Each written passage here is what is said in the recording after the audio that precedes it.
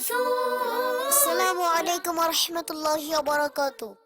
ওয়ালাইকুম আসসালাম ওয়া রাহমাতুল্লাহি ওয়া বারাকাতুহু। গোলাম রসুল ভাই, আজ আপনার হাতে মাদানী পতাকা দেখছি, এর বিশেষ কোনো কারণ আছে? ফয়জান ভাই, আপনার মনে আছে আমি মাদানী পতাকার ব্যাপারে আপনাকে কিছু বলেছিলাম? মনে পড়েছে? মাদানী পতাকায় যে নীল রং রয়েছে তা গৌসে পাকের গম্বুজের নিসবতে। হ্যাঁ, মনে পড়েছে। এখন আপনাকে মাদানী পতাকার রং সম্পর্কে বিস্তারিত জানাচ্ছি।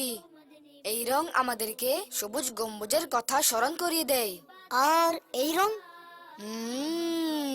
একটু পরে বলছি। আচ্ছা, এটা বলেন, আপনার প্রিয় শখ কি? কেন? আরে বলুন না।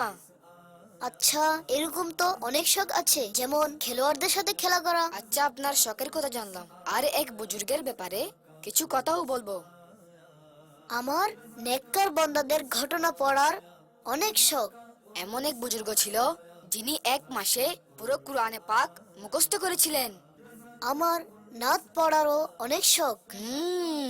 ওই বুজুর্গ অসাধারণ নাতও লিখেছিলেন। আমি তো বইও পড়ি।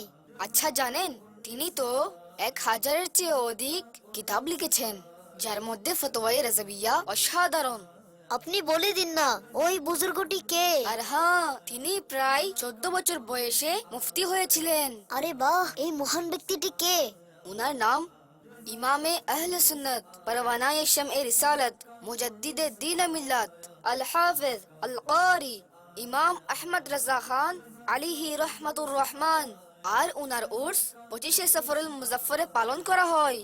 আর হ্যাঁ, এখন আমি বুঝেছি, মাদানী পতাকায় তৃতীয় অংশটি আলা হযরত রাহমাতুল্লাহি তাআলা আলাইহি এর নিসবতে। ফয়জান ভাই, আপনার নাত পড়ার অনেক শখ, তাই না? আসুন মিলেমিশে আলা হযরতের নাতের একটি লাইন পড়ি। सबसे आला आला हमारा नबी, सबसे बाला आला हमारा नबी। সবার শ্রেষ্ঠ ও সেরা আমাদের নবী, সবার ঊর্ধ্বে ও সেরা আমাদের নবী।